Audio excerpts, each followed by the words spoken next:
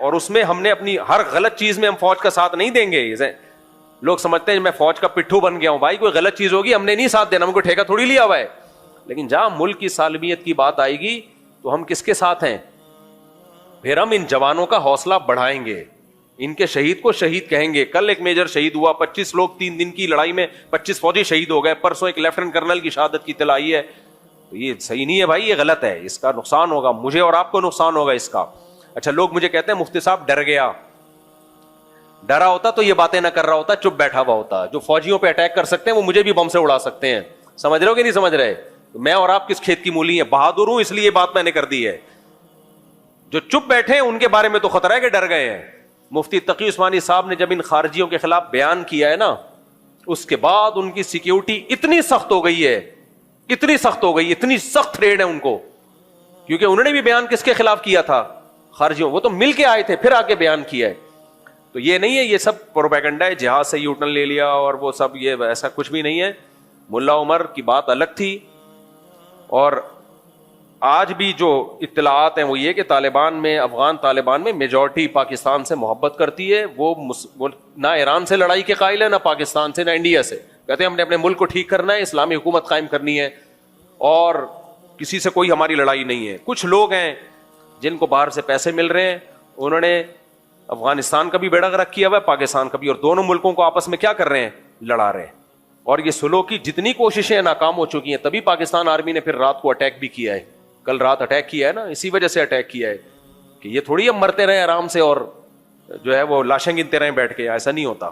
تو عوام کو چاہیے اس چیز میں فوج کا ساتھ دے. ہر چیز میں نہیں کہہ رہا, صحیح ہے, ہر چیز میں نہیں کہہ رہا. تمہارا کوئی سیاسی اختلاف ہے, کرو 100 دفعہ بھائی.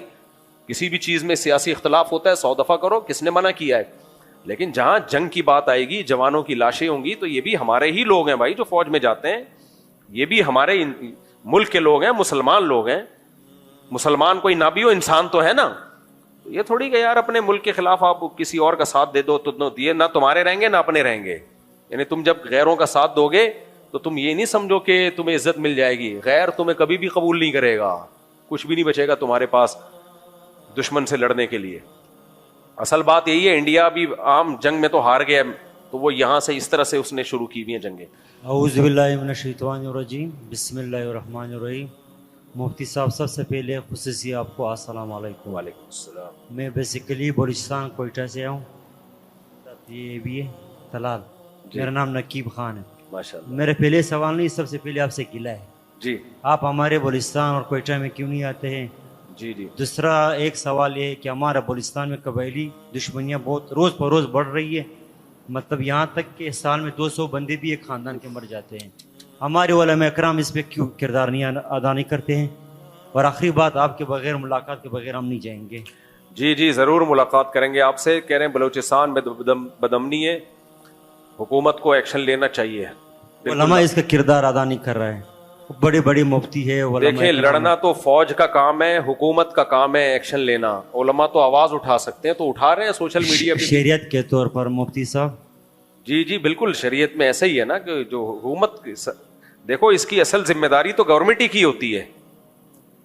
پہلی بات, جنرل مشرف نے جو بگٹی کو نشانہ بنا دیا تھا, اصل فساد تو وہاں سے شروع ہوا تھا.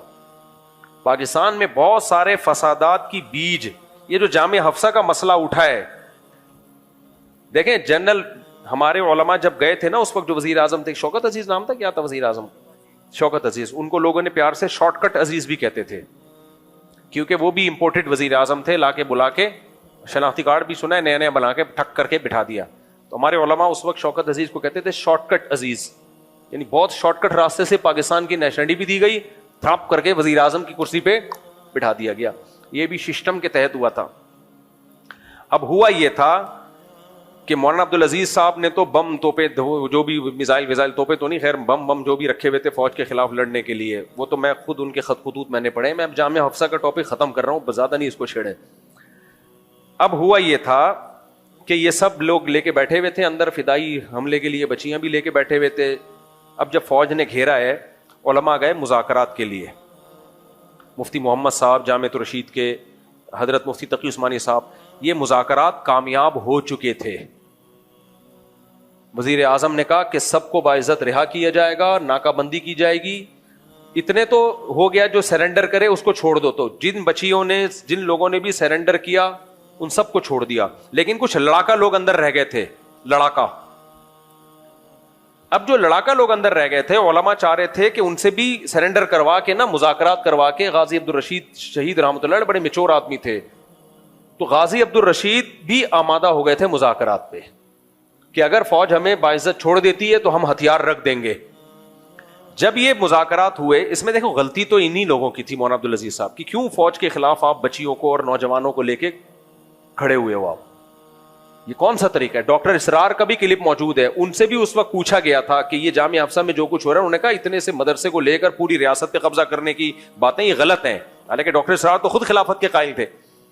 اب ہوا یہ تھا کہ یہ علماء گئے, وزیر اعظم کیونکہ ایک سول آدمی ہے نا, تو ایک سویلین میں تھوڑا جذبہ ہوتا ہے, نرمی کا. انہوں نے کہا ٹھیک ہے بھائی, پورا فیصلہ ہو گیا. علماء بہت خوش ہوئے کہ غازی عبدالرشید شہید رحمۃ اللہ علیہ ابھی شہید نہیں ہوئے تھے, ان کے ساتھ مذاکرات کامیاب ہو گئے, اور اب الحمدللہ وزیر اعظم کے بھی سائن ہو گئے اس کے اوپر. صدر کے سائن رہ گئے تھے جنرل مشرف کے, کہ اب یہ مسئلہ آرام سے حل ہو جائے گا اور باعزت سب کو رہا کر دیا جائے گا, اور آئندہ دوبارہ ملک میں ایسا کبھی بھی نہیں ہوگا. ایک اندازہ ہو گیا کہ بھائی اسلحے کے ذریعے ایسا نہیں ہوتا.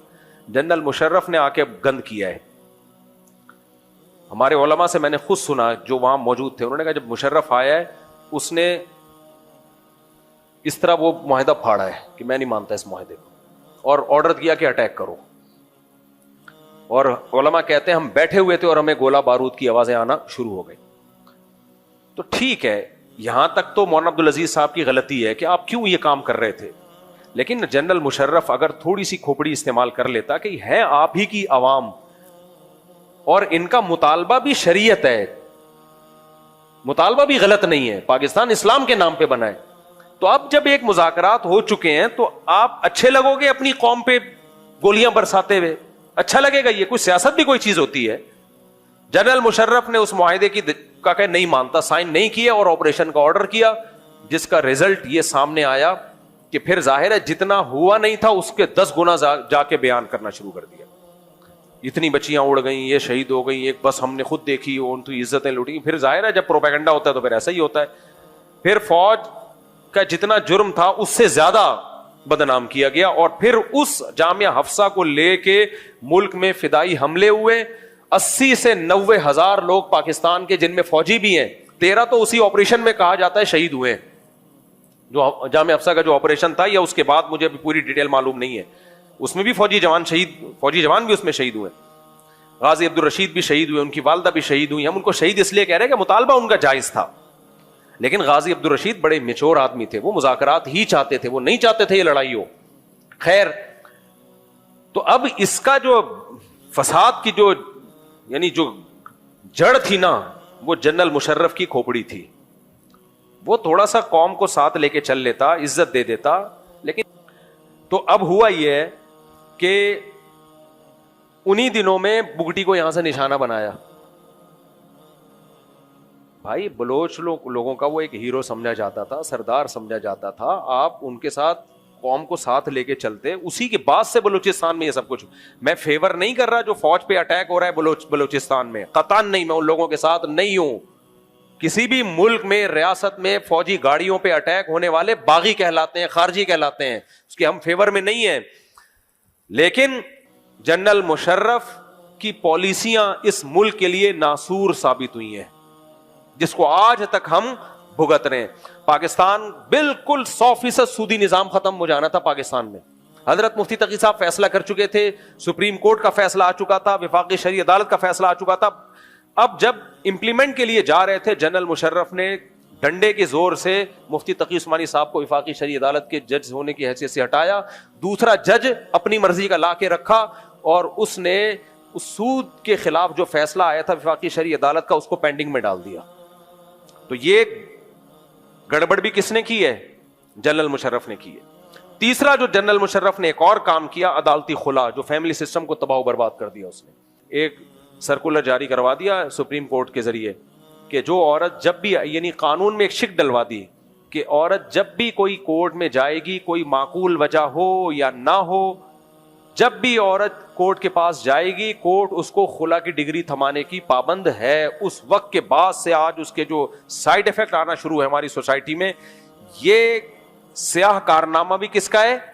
جنرل مشرف کا. میں مانتا ہوں کچھ اچھے کام بھی کیے ہیں کراچی میں, ڈیولپمنٹ کا کام کیا, لیکن کچھ اچھے کام کر کے آپ کے جو سیاہ, جو بڑے بڑے سیاہ کام کیے ہیں وہ سیاہی سفید نہیں ہو سکتی.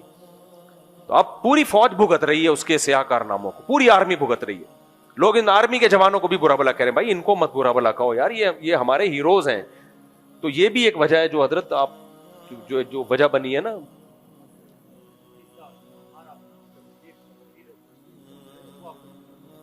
آپ پشتون کیوں آپس میں لڑ رہے ہیں یار؟ ایک تو پٹھان گوشت کھاتا ہے نا, یہ دشمن سے نہ لڑے تو آپس میں لڑتا ہے, یہ اس کے ساتھ بڑا مسئلہ ہے. یہ تو بڑا غلط ہے.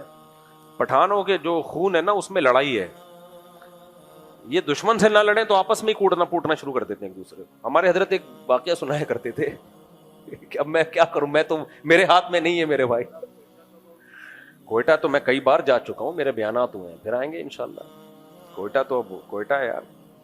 تو ہمارے وہ حضرت ایک واقعہ سنایا کرتے تھے وزیرستان کا, کہ کراچی سے ایک مہمان چلا گیا وزیرستان گھومنے کے لیے, کسی وزیری کا مہمان تھا وہ. تو وزیرستان کا جو پٹھان تھا اس نے کہا چلو تمہیں گھماتا پھراتا ہوں. اس کو گھمانے کے لیے بہت لانگ راستے سے لے کے جا رہا ہے, لمبے راستے سے, شارٹ کٹ سے نہیں. اس نے بولا یہ تو ادھر جانا ہے, شارٹ کٹ سے کیوں نہیں؟ تو اس نے بولا خو ادھر ہمارا دشمن ہے, ٹکان کرے گا, مارے گا. اب یہ ڈرنے لگا, بے یار یہ تو بڑا مسئلہ ہے, ادھر تو دشمنیاں چل رہی ہیں تو بندہ مار دیتے ہیں.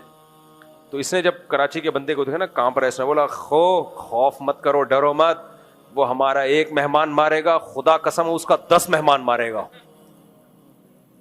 یہ تو بے ہوش ہو گیا. بولے بھائی تو اس کا 20 مہمان مار, 40 مہمان مار, میں تو گیا نا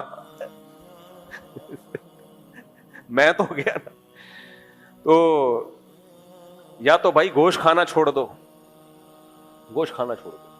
ہمارے حضرت مفتی رشید احمد صاحب کہا کرتے تھے جو گوشت کھاتا ہے نا, گوشت کھاتا ہے, اس کو چاہیے پھر جہاد کا رخ صحیح سمت میں رکھے. وہ اگر وہ صحیح سمت میں نہیں رکھے گا پھر آپس میں لڑے گا. تو یا تو گوشت چھوڑ دے یا صحیح جگہ لڑے پھر وہ جا کے.